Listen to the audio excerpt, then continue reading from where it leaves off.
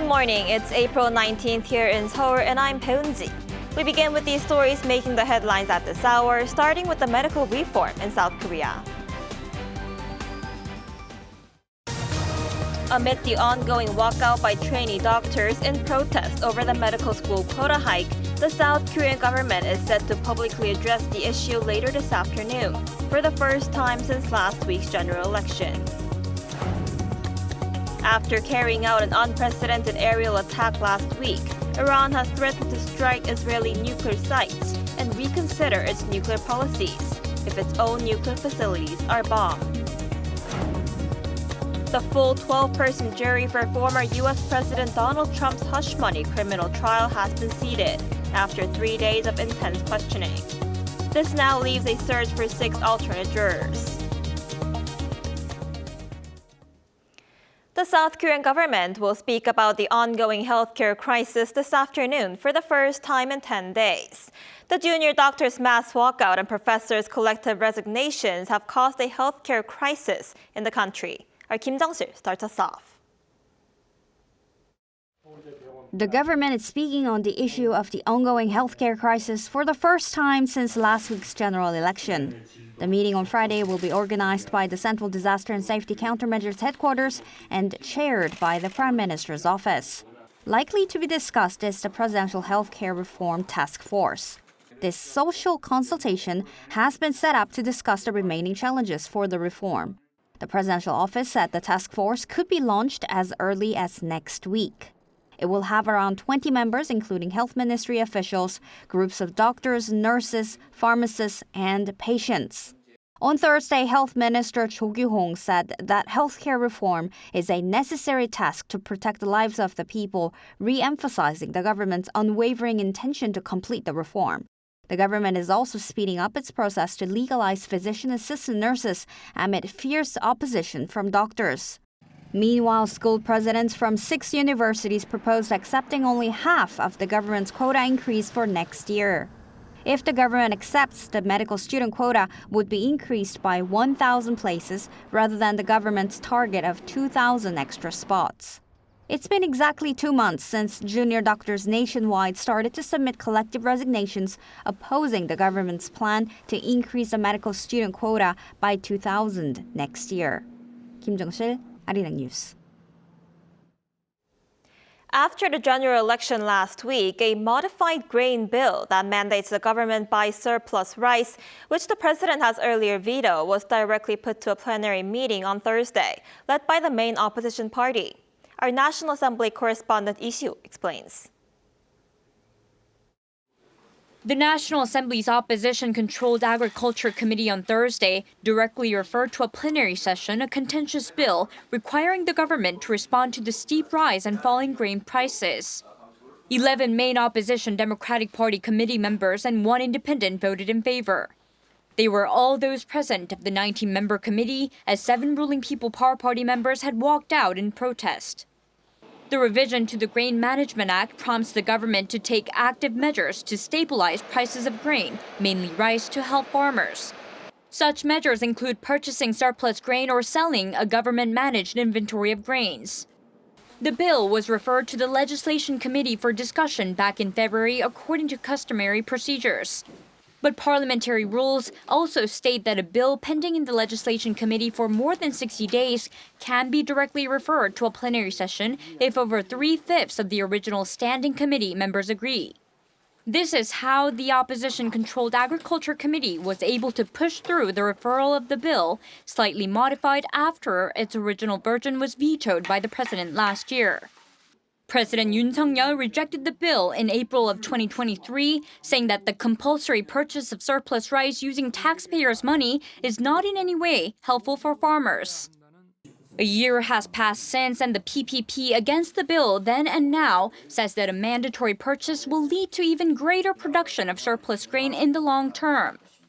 The PPP members of the Agriculture Committee released a statement after their walkout Thursday, prompting the DP to join them in coming up with what they call a reasonable alternative.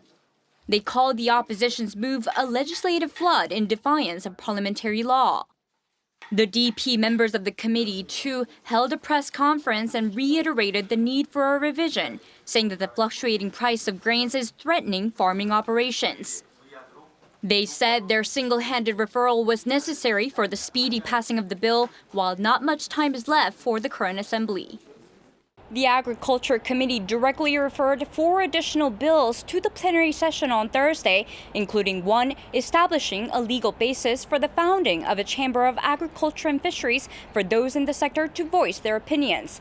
It's expected the bills will be handled by the current 21st National Assembly during its final extraordinary session next month. Lee Si-hu, Arirang News. Iran has warned Israel that any attack on its nuclear facilities will mean tit-for-tat measures and could also step up its development of nuclear weapons.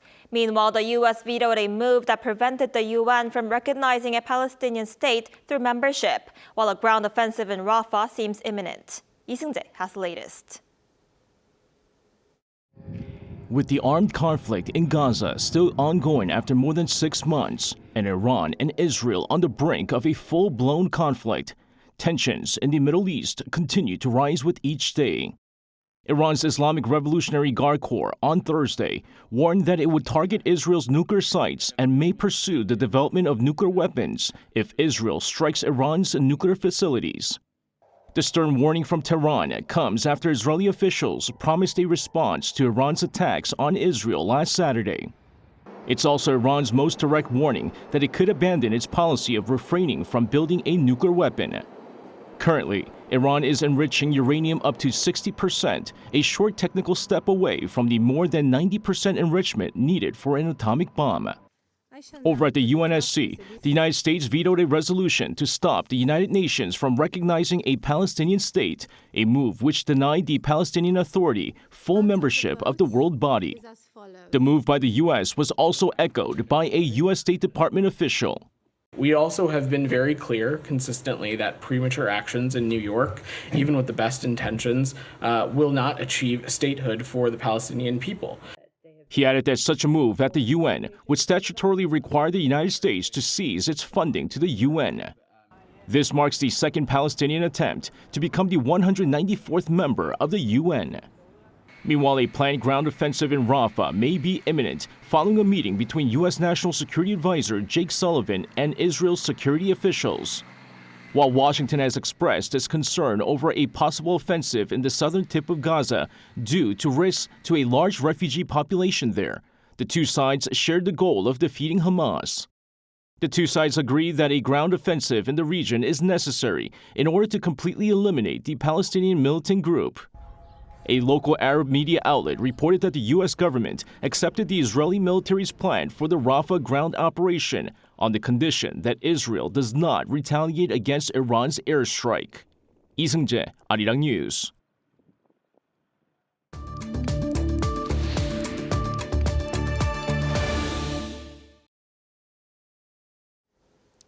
Tomorrow marks Disabled Persons Day in South Korea, shedding light on the issue of human rights of those with disabilities. For more, we're joined by Han Hye-kyung this morning, who lost her vision when she was 13 and now works to help improve the lives of those with digital inaccessibility amid a digital transition. Hye-kyung, welcome to the studio. Oh, hey, thank you for having me. So April 20th marks Disabled Persons Day in South Korea. What does this day hope to promote? Actually, I never thought about it before, but what I want in my everyday life is advocacy for the rights of people with disabilities and improvement in awareness. Personally, I hope Disabled Persons Day become a festive and joyous day, much like Christmas, organizing speech competitions or events where people with disabilities can share their stories would be fantastic. Any topics related to disabilities would be fine, from tales of how they embraced their disabilities to sharing humorous episodes that arose from their disabilities. If it doesn't hurt anyone, Black comedy could be another good genre, I think. Additionally, singing, dancing, or any other activities would be also awesome. What I want is nothing too serious. It would be great if everyone could participate regardless of their age, gender, or disability status. If we have more chance to be together, I think we can do make more inclusive society for everyone. Yeah. Right, that sounds like a very great way to celebrate this day. Tell us about how does visual impairment affect your everyday life? What are some of the biggest challenges you face as someone living in Seoul? Living alone, it's a bit tricky for me to catch mosquitoes or match my socks correctly, but that's off the track, I think. So I'll try it again. Actually, I don't feel much inconvenience in my life here in Seoul. In Seoul, subway system is like well developed that getting around is quite easy. But when it comes to taking the bus, it's a little bit different story since I cannot see the number of the bus or I don't know where the bus stopped. And when I get on the bus, I don't know where to tag my card and I don't know where the empty seats are. So I think these things are a little bit tricky for visually impaired people. Right, and based on your experience, what are some of the policies or possibly facilities in South Korea that are actually very helpful for people with disabilities? I think person assistant in the workplace service is very helpful for people with disabilities. It's great that there are policies focused on how people with disabilities can work together rather than excluding them from the workplace. Person assistant in the workplace service involves considering how tasks can be done collaboratively with individuals who have disabilities. For instance, as a visually impaired person, I may not be able to create images for car news.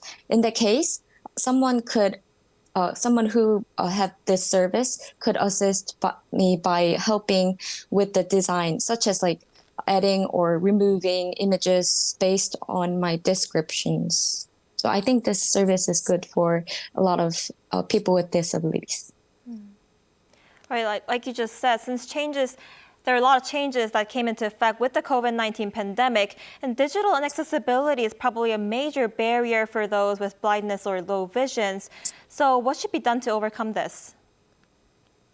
Accessibility may not be familiar to everyone, but there's accessibility guidelines like WCAG or other various manuals available for developers to reference. To give an example, let's say to make an app more user friendly for blind people, the first step is to ensure that every button has text labels. These labels, also known as alternative text, help screen reader programs describe what each button means. It doesn't have to be long. Just 1 or 2 words are enough in many cases. This was very simple example, but you can look up more details on those guidelines just by recognizing that visually impaired users can also access my website or app. Changes can happen, I think. Right, and other than in the field of digital inaccessibility, what other measures do you think the Korean government should take to remove obstacles for those with disabilities? Actually, I have a guide dog, and I think the law is weak to protect our guide dog to go inside the restaurants or cafe. So I think the law protecting guide dogs from being refused entry to restaurants or cafes are insufficient. If such laws were strengthened, visually impaired individuals with guide dogs would be able to go wherever they want and whenever they want without feeling significantly hindered by their disability. All right, Hae-young, it seems like South Korea still has a long way to go to improve the quality of life for those with visual impairment, especially now that everything is so digital after the pandemic. Thank you so much for your time this morning. Thank you.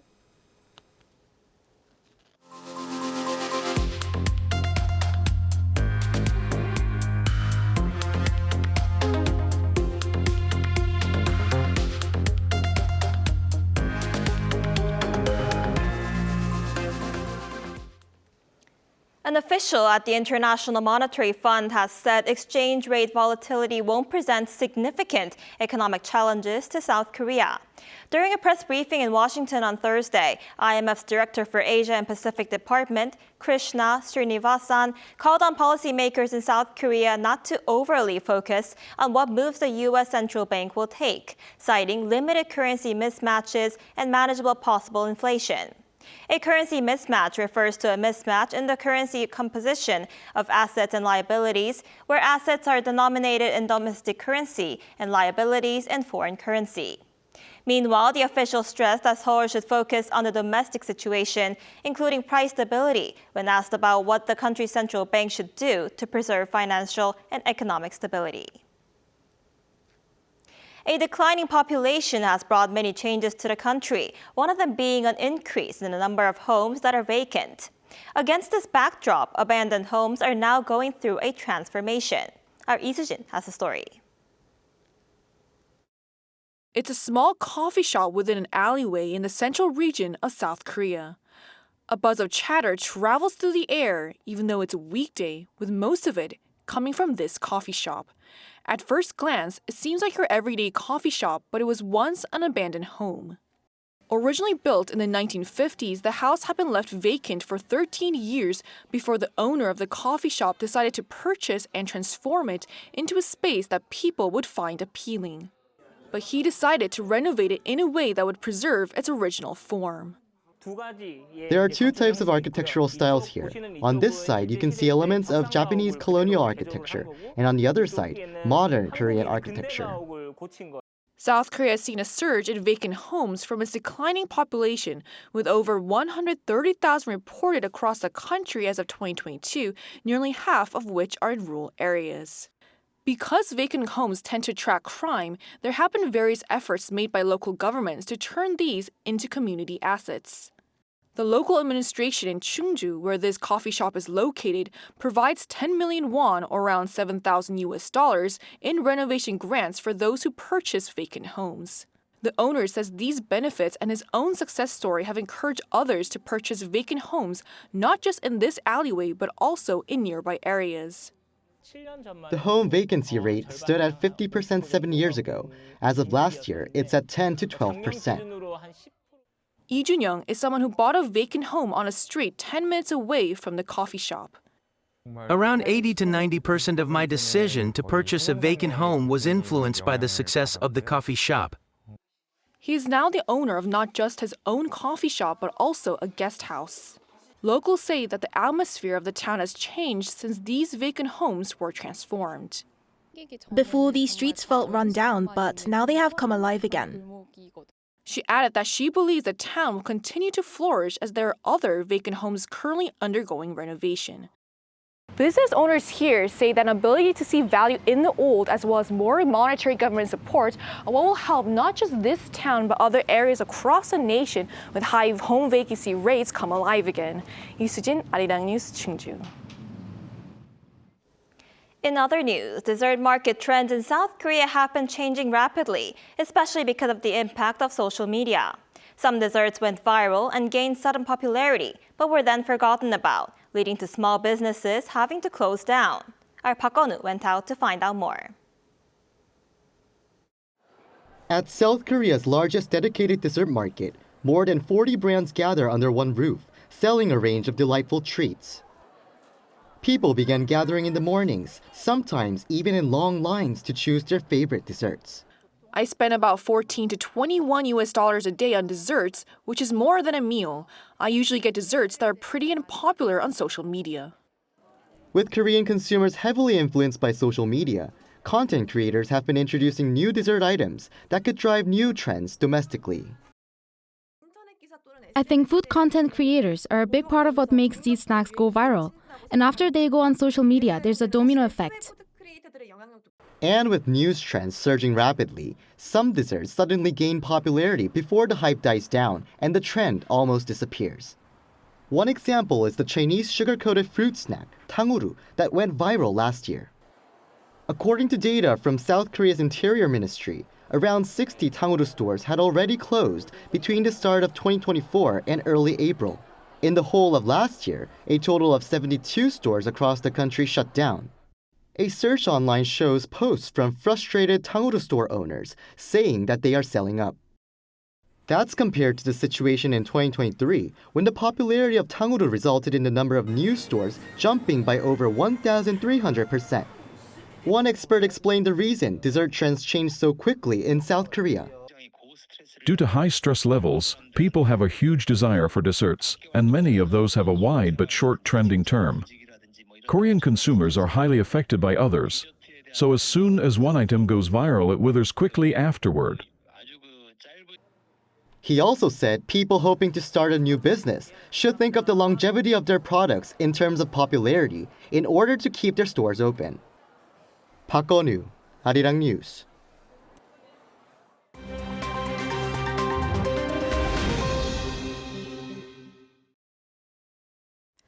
Good morning, I'm Choi Ji-hee, and now we turn over to stories from around the world.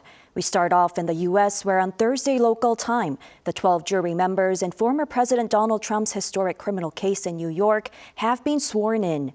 New additions to the jury, an investment banker and a security engineer, were seated after 2 jurors were excused, one due to an impartiality issue and the other over suspicions the juror may have lied about having a criminal history. The case revolves around a payment of hush money made to a porn star during the 2016 presidential campaign. This is the first criminal trial for a former American president, and it represents a significant challenge to his efforts to regain the Oval Office. It's expected that jury selection for 6 alternates will conclude on Friday, and the judge presiding over the case has predicted that opening arguments will commence on Monday. Kenya's highest-ranking military officer has died in a helicopter crash. The country's President William Ruto announced in a news conference that General Francis Omondi Ogola was among the 10 people who died in the crash in western Kenya on Thursday. 2 people survived the helicopter crash, which occurred shortly after takeoff. The Kenya Air Force has dispatched an air investigation team to the site to figure out the cause of the crash. Ogola left Nairobi on Thursday to inspect school renovations and visit troops in the North Rift region. President Ruto convened an urgent Security Council meeting following the crash. Kenya will observe 3 days of mourning starting on Friday for Ogola, who is the first Kenyan military chief to die while in active service. Google fired 28 workers late Wednesday following their protest this week against the company's $1.2 billion cloud computing contract with the Israeli government. Investigations revealed that the protesting employees disrupt work at several U.S. office locations, including Google Cloud CEO Thomas Kurian's office. A company spokesperson said the protests were part of a long-standing campaign by a group of organizations and individuals who are largely unrelated to the company, and that the company will continue to investigate and take action as needed. The contract, known as Project Nimbus, involves Google and Amazon providing cloud computing services to the Israeli government and military. Bristol University's robotics scientists have developed a robotic suction cup that can grasp rough, curved and heavy stones.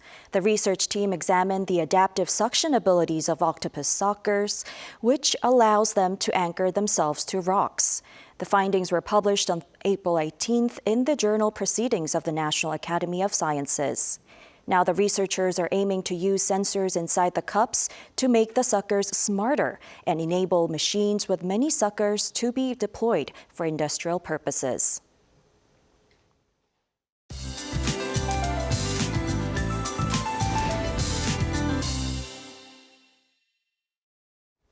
Good morning. Air quality levels improved to their normal levels in central regions, but east of Gangwon-do and southern provinces will need to stay alert against high levels of yellow dust, with dust alerts remaining in place for many eastern parts of the country. And it's going to be as warm as yesterday in most parts. Seoul topping out at 24 degrees, early summer-like in Daegu and Gyeongju topping out at 28 and 29 degrees Celsius respectively under sunny skies in most places. Then there's much needed nationwide rain in the forecast this weekend, starting from Jeju and the south coast early tomorrow. Rain should help to clear the lingering dust in the air, but also bring down the highs a bit. Further south, we'll see heavier rain with thunderstorms and strong winds on the south coast in Jeju. And this round of rain will continue into Sunday morning. Now we are already heading into the end of April. Next week looks promising with more wide temperature gaps between lows and highs.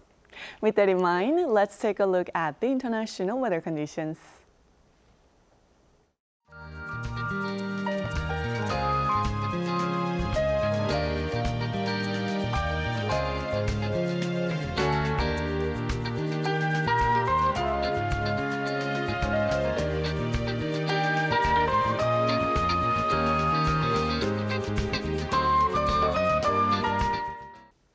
That wraps up today's New Day at Arirang. Thank you for watching. We'll be back next Monday at the same time, 9 a.m. Korea time.